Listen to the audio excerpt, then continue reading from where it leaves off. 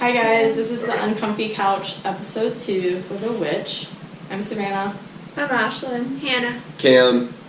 And so Sean. I forgot about you, Sean, sorry. So The Witch followed under the Boogeyman archetype, I'm pretty sure. Yep. And it's basically about the hysteria kind of surrounding the Salem witch trials, but it specifically looked at one family of about like 5 people being outcasted, and it's just about their life, and was basically a psychological thriller of weird occurrences happening in their day-to-day life and them kind of blaming each other as being possessed.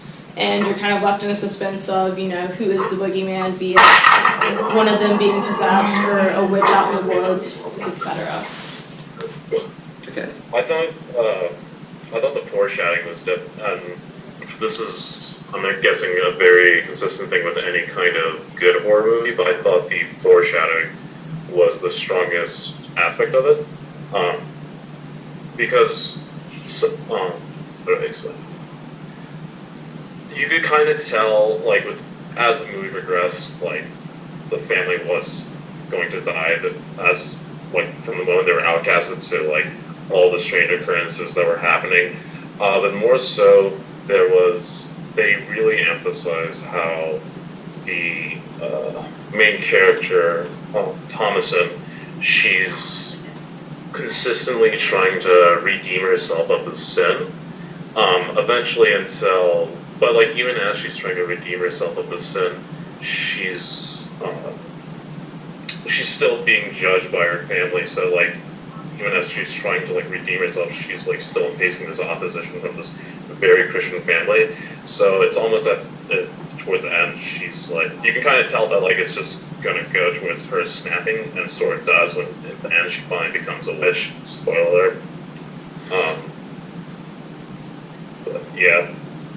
Yeah, I would say that like at the same time though, foreshadowing kind of detracted from the quality of the film, because like throughout the entire film they would have moments where either the main girl, she's saying that she is going to be, or she's the witch, she's going to steal the twins away, or when she's talking about like the father is talking about how they're going to conquer the woods, they're not going to be consumed by it, which I felt was like kind of a foreshadowing towards like the next scene, which one of the witches ended up consuming the child, the baby.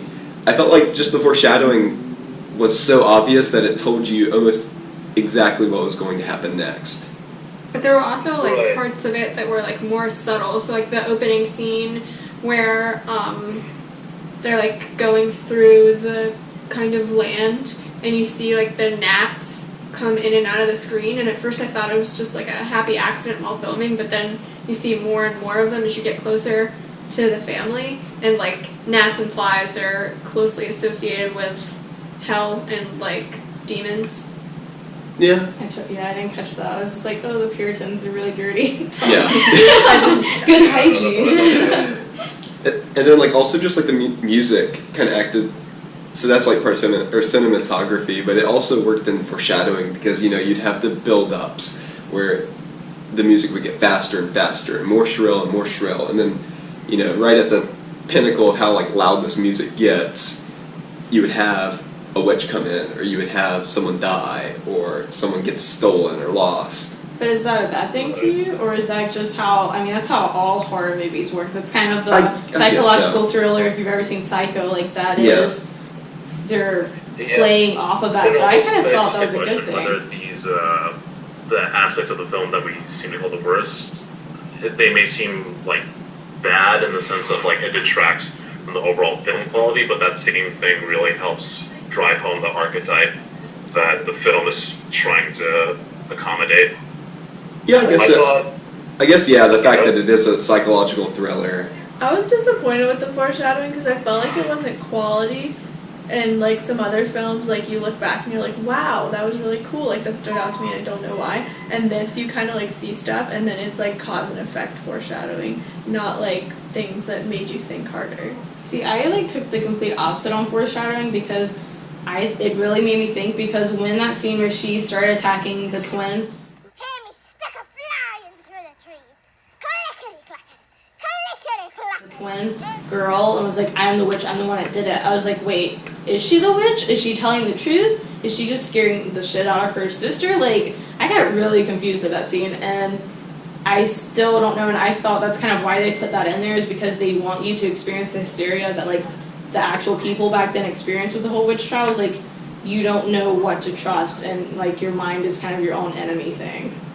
Yeah, I guess, like, the false foreshadowing did kind of, like, help towards the film, because, yeah, I was in the same boat thinking that, oh, she's just going to, you know, slowly become this witch, and it's more about, like, inner demons, when it had actual witches outside of, you know, her character. Yeah, because you kept questioning, at least I did, like, who was the witch? Was it the twins? Because they said they talked to the goat. Yeah.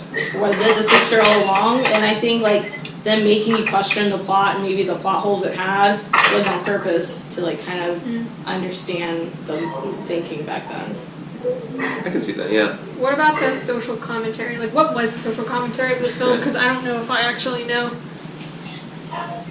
So I think that kind of ties into if there were like bad element of this film I had to put, it was the same trouble I had with Constantine, where like the illusions were I'm guessing there were a lot of biblical illusions, because I was watching this with a friend and they were pointing it out to me as I was watching it, and so like it made I was able to understand a lot more of the film than I was when I was watching Constantine, but that would be a bad aspect in the sense that like that essentially cuts out a side of the audience when this movie's kind of, I'm guessing, supposed to be targeted to a general audience looking for a horror film.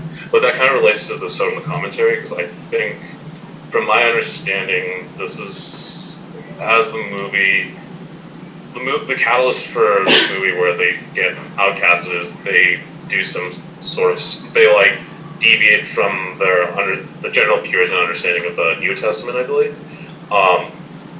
And so from there, my friend mentioned how it's almost this parallel idea between like Adam and Eve being outcast from the garden after sinning, and now they're like going out into the woods and they have to do all of this. And then we see that even though like the father and the mother and the children, even though they have the best intentions, they all end up dying, and they all end up dying based on some sort of sin they commit. With the boy Caleb, he died because he got tempted by the witch. With the father, he died because he was because of his own pride and vanity, thinking he could like overcome the forest. So I think it's almost saying that in terms of social commentary that like no one's really safe from sin, because like, even though they all had the best intentions, they all ended up getting screwed over by their own sort of sin. I also think it was like kind of a historical social commentary, because at the end of the film it said all of the dialogue was taken from written accounts, which I mean that's not crazy to think because of the hysteria that was happening back then.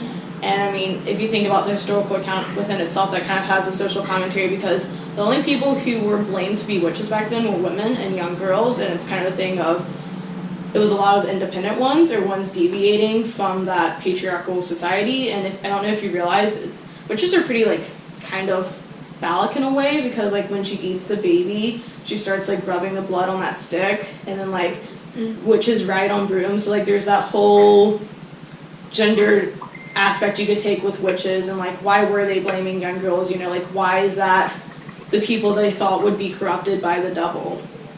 I also thought like the whole play that they had on blaming the wolf versus blaming like, or ignoring the bunny or ignoring the goat kind of played into like almost a social commentary, where a lot of people, even in today's time, still and then, they would blame this creature like a wolf or something that's ominous, something that's like pretty obviously able to harm someone, when the actual demon was either within themselves or it was like the bunny. I thought like the bunny almost could have been the devil or maybe a witch. Well, that's I don't like know. a familiar of a witch. A hare is like a form a witch can take. Okay. And so like you were seeing, every time you saw that hare, that's like like a what witch. chased the dog off, that was a witch. Okay, so or yeah, the like, crow, that's Is a that your familiar. supernatural knowledge? No, I just like but yeah, just the whole like thing where they didn't blame the goat, they didn't blame the bunny that just showed up out of nowhere, but they were blaming this wolf or blaming like something that was obviously bad, even though it wasn't the cause of it. So I felt like that could have just been a social commentary on like the fact that we tend to blame things that are obvious rather than looking to ourselves and looking to something that's less obvious. Also just shows kind of how easy it is to like lose it. Yeah. So, I mean, the mom throughout the whole movie, she was kind of going insane with fear, I think, and just it shows how easy it kind of is to lose your grip on reality, maybe. Yeah. Through the lenses, I guess, of religion and like possession, which I mean that has happened. So.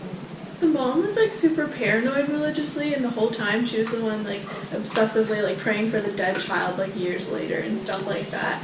But she was in a way also like the catalyst for all these things because of her like freaking out. She kind of like pushed the daughter over the edge. Yeah. Sean, you want to rate first? Sure. I thought, based off Constantine, I'd say it was like a 6 or 7. Like I was able to follow along this movie a lot better. I almost thought it could like even fit the archetype of light versus dark, except where dark just completely takes over. But yeah, I liked it pretty well. Awesome. I'd say 8 out of 10, 9 out of 10. like 6. Yeah, I guess I'd give it an 8 out of 10 if I was looking at it like strictly through the archetype, but if it was for like enjoyment, then I would say like a 4 out of 10. And then I rated Constantine probably a little higher than I should have. I should have given it like a 4 or 5. And so like if I had rated Constantine like a 4 or a 5, I'd say this would be like 6 or a 7. 7 if you're looking at how it kind of actually was authentic and how like the Salem witch trials and how Salem life was then. Just, I don't know, the foreshadowing kind of got me where it was too obvious, and that kind of like detracted from the scariness of the boogeyman. So I'd give it like a 7 now. Okay. Cool. Cool. Sounds good. Bye. Bye.